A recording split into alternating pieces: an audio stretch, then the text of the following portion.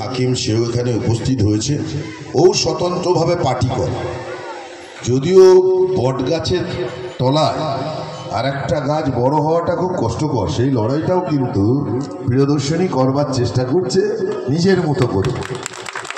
এখানে একেএম ফারাদ আমার ভাই, জেলা পরিষদের কর্মাধ্যক্ষ আছে, আমার বন্ধু এই অঞ্চলের লিডার রেজাউল মণ্ডল, বালতি অঞ্চলের লিডার শেখর দাস আমাদের জেলা কমিটির সম্পাদক, মল্লিকা বৌদি, মল্লিকা গোস্বামী আছে আমাদের কর্মাধ্যক্ষ পূর্ত, পঞ্চায়েতের প্রধান, মেম্বার যারা আছেন এখানে হুমায়ুন কবির, শুভন পাল, রাজা, আরও যারা, রেজা খুব পরিশ্রম করেছে, পঞ্চায়েতের মেম্বাররা এবং আপনারা যারা বিথারি, হাকিমপুর এবং বালতি নিত্যানন্দ কাঠি অঞ্চল থেকে এসছেন।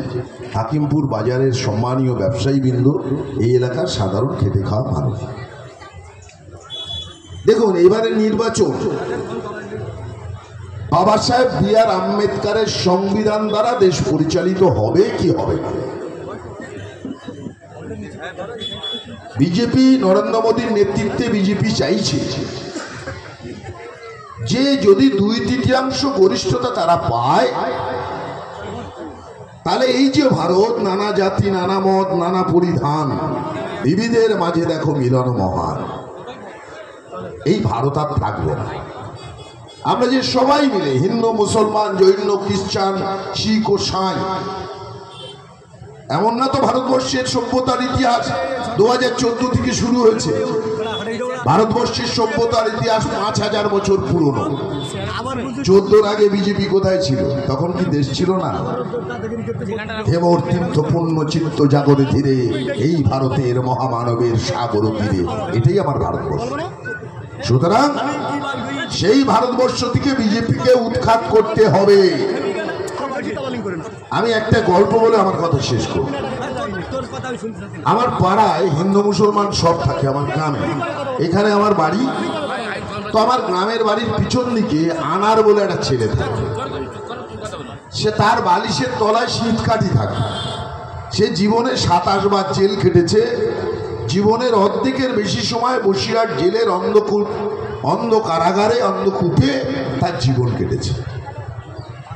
এখন আমি বাড়িতে গেলে আনার যদি এসে বলে, নারায়ণদা আমি আপনার বাড়িতে নাইট গার্ড হতে চাই, আমার ঘুম হবে বাবা, ঘুম হবে কেন না? ওর ক্রেডেনশিয়াল বলছে ও চোর,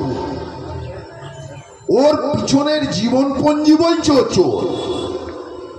আমি তার সঙ্গে এই ঘটনাটা তুলনা করতে চাই না, কিন্তু দেশের মাননীয় প্রধানমন্ত্রী নরেন্দ্র মোদীজি বলছেন মোদি কা গ্যারান্টি। কোন মোদি? প্রধানমন্ত্রী নরেন্দ্র মোদী দেখে আমার মনে হলো প্রধানমন্ত্রী কারে কয়? যিনি কথা দিয়ে কথা রাখেন না তাহাকে প্রধানমন্ত্রী কয়। যিনি যা বলেন তা করেন না তাহাকে মোদীজি কয়।